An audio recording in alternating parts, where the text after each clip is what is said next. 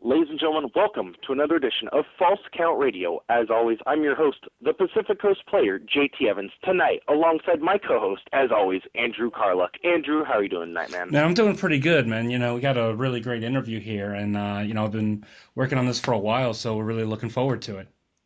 Yeah, man, I'm looking forward to it as well. And actually, if I'm not mistaken, we have our guest on the line, so I want to welcome, without further ado, former WCW Nitro girl Spice to the air. How are you doing? Hi, guys. It's great to be here. Thanks for having me. It's a pleasure to have you on the broadcast, and we've got some great questions for you, so if you don't mind, let's go ahead and get started. Okay, sounds great. Now, growing up, were you a professional wrestling fan? If so, who were some of your favorites? Who are some of my favorite wrestlers? Is that what you're asking? Yeah. Okay, I'm sorry, guys. There's a little bit of echo on the line. Growing up, I was a child of the 80s, so I grew up watching Hulk Hogan on Saturday mornings and the Iron Sheik and some of the iconic people that are, some of them are still around today. And I think what was so cool was on my very first show, I went into, we all have the cafeteria, if you will, where they're serving the food. And I literally was in line next to Hulk Hogan. And it was just one of those moments in your life that I'm just like, wait a minute, I used to sit on my couch as a child and watch you, and now I'm eating next to you. This is crazy. So I'm kind of a traditionalist, I guess. And then the crazy thing is that wrestling found me versus me really having been an active fan and following it and pursuing it.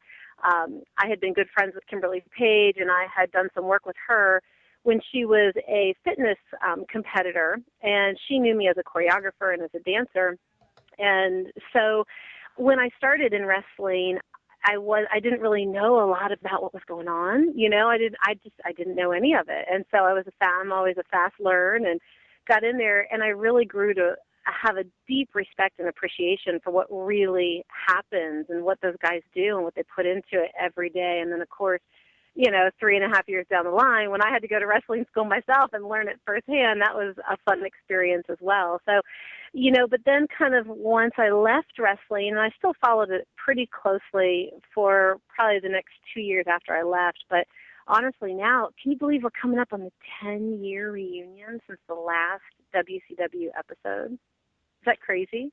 Yeah, it's been a while. I didn't even realize that was that close. It is going to be 10 years in March, and so I just really I have not watched wrestling hardly at all. I still see some of my favorite faces out there. So just some of the people that I was in WCW with, I follow, and I just make sure they're all doing good. And but I'm not. I wish I could say that I'm actively watching every week, but I'm a bad fan. I'm not. It's like you've been there, you lived it, you've done it, and then life continues on, But I still stay in touch with Facebook and things like that with some of the people from WCW days. Now, talk a little bit about your dance training prior to becoming a Nitro girl. Well, I started dancing actually when I was 2 years old. And my first on-stage performance, I was a little reindeer.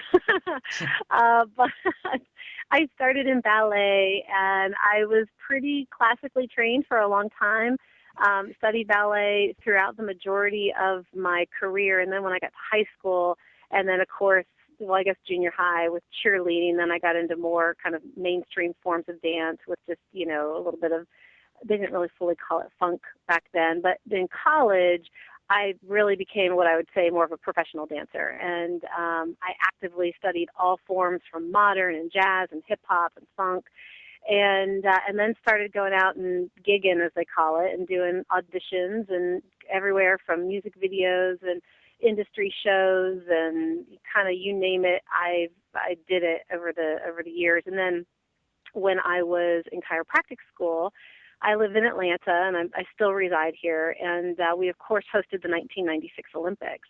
And so I was still in school, and I was with a dance team, and I was the choreographer, and we got to audition for the Olympics, and we used one of my choreography pieces, and we got in, and we were kind of in that front row of performers, and I got to dance right in front of, at the time then, President Clinton. And so that was a pretty cool experience. So, started in ballet, but have literally done it all over the years. So. Now, you were one of the original Nitro girls. How did the process go, obviously for the scouting of being a Nitro girl? Yeah, it was interesting because it was, they were hoping to find Atlanta-based talent at first, since, of course, WCW was based out of here. And the difference with the girls, with the Nitro Girl concept versus the wrestlers, is that we had to obviously learn choreography and rehearse and be together on a regular basis, whereas the guys could live anywhere. You fly in for a show, you fly back out, or you get in the car and you drive to the next town. And so they scouted pretty heavily throughout Atlanta, and Kimberly, she had reached out to me a couple of times. I, being a choreographer, I knew choreographers in the Atlanta scene, and there were some rumblings that something was going on, and it kind of rumbled for a couple of months, and Kim had told me for a couple of months that she was really working on something, and it was all hush, hush, hush. And then it was literally like the trigger got pulled. Eric said yes. And when Eric Bischoff said yes, you had to jump on it because he'd say no the next week. So you got to go while the getting's good and got the green light. And I'll never forget it because she had been in contact with me just going, I'll let you know, I'll let you know, I'll let you know.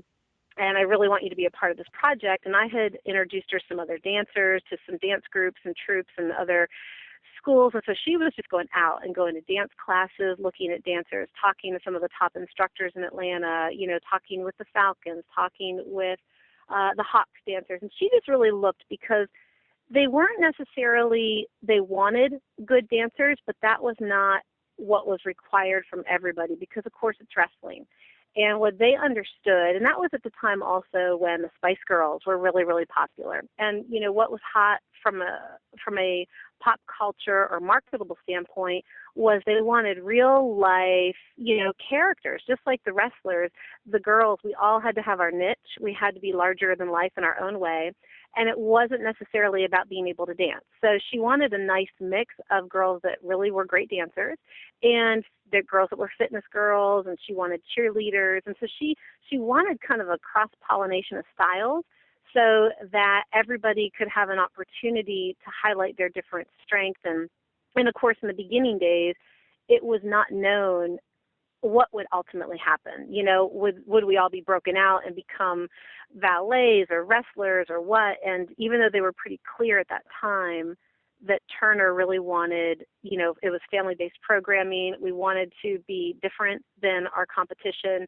And they really wanted to try to shift the role of how females had been viewed in wrestling for so long. And they felt that at that point, at that juncture when the Nitro Girls began, they felt that the role of the female valet was kind of running its course. And of course, now we know it really hasn't. Obviously, it's cycled back through. But at that time, they wanted to shift it.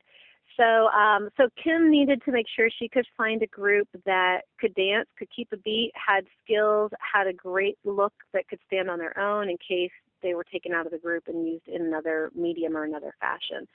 And I had been on vacation for a weekend. I came back home, and I had all these messages on my answering machine from a variety of different choreographers, from Kim, everybody going, there's going to be auditions on such and such date. And I was like, oh, great, I got back and I missed it. Because that's also before, it's so crazy to think that 13 years ago, we didn't have cell phones attached to our hips and in our fingertips and everywhere, but you just didn't have your cell phone like glued to your side. So I didn't have a cell phone with me when I was on vacation. And so I called Kim, and she's like, oh my God, I couldn't get in touch with you. I really need you part of this project. It's a go, and, I need you to come in, and the only caveat is, will you dye your hair?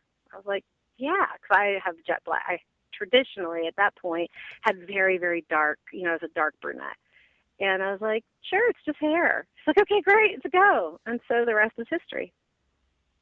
Okay, now you touched on a little bit on this, but what are your personal thoughts on Eric Bischoff?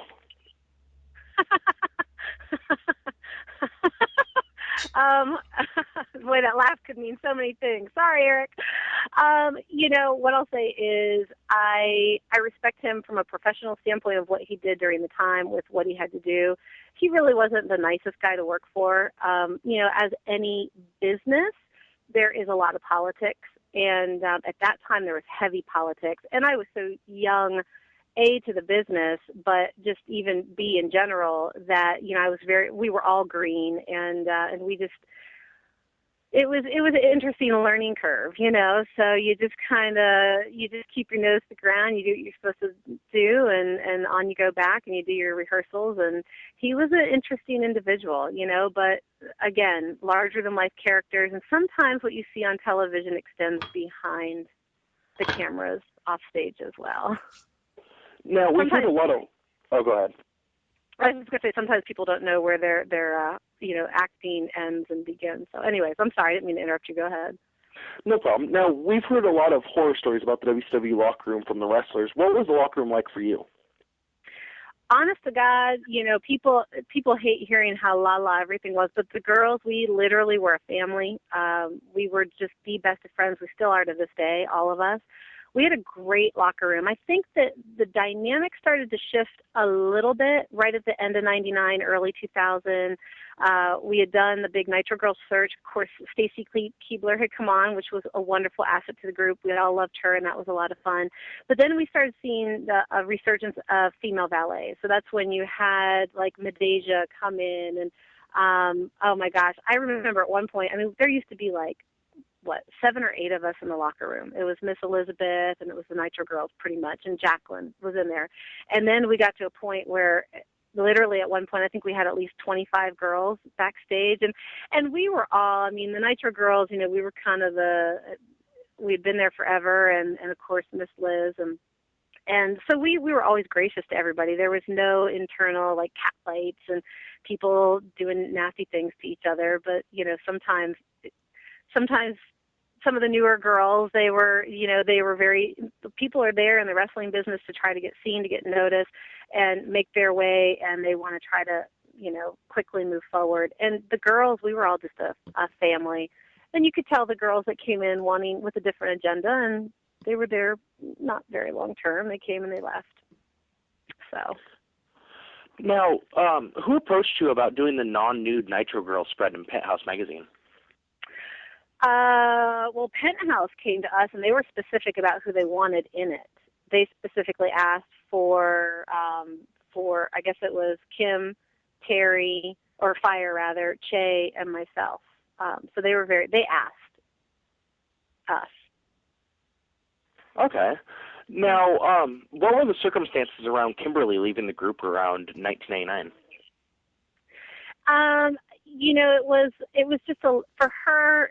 So many things were happening with Paige's shift in his career, and, you know, he was like, and he had been a top guy for a while, but, you know, she was being given an opportunity to grow, and we knew things were shifting in the industry, that, you know, there was a lot of going back and forth between what was happening with the ratings with WCW and WWE, and things, we were all getting pushed to really push the envelope and do things much differently than had been. And so the writing was kind of on the wall that there was going to be a short window, and that the Nitro Girls might not stay a permanent fixture when, you know, Vince Russo and those guys came in.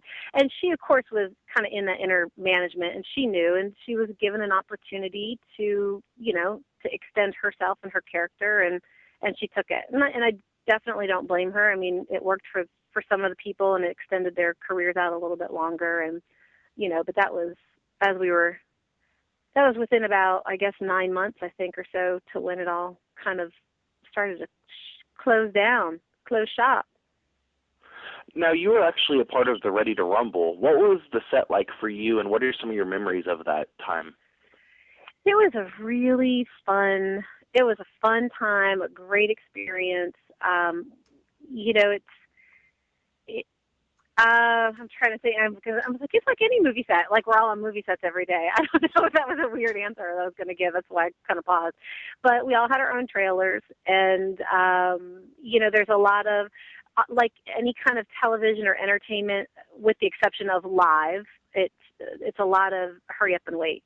So, you know, we'd be sitting around on set, and they'd need us, and then they wouldn't. And then you go back to your trailer and you'd sit for a while. But I mean, we made friends with everybody in the crew, and it was just a great experience. It was a lot of fun. It was so neat just to be a part of it and just really see firsthand that extent of, you know, what happens in film and production, and we were out there during an earthquake, so that was kind of cool, and a little scary at the same time. It was like, I think our second or third night that we were there, we had an earthquake. And it's really neat that I'll look at the movie now and go, oh, yeah, that was a 3 a.m. shoot, or that was this. Like, I still remember exactly what was going on, when we shot it, where it was, what the weather conditions were like. And, so it's just kind of a neat little moment a little timestamp to always look back on and go, oh, yeah, hey, that was me. I did that. Cool.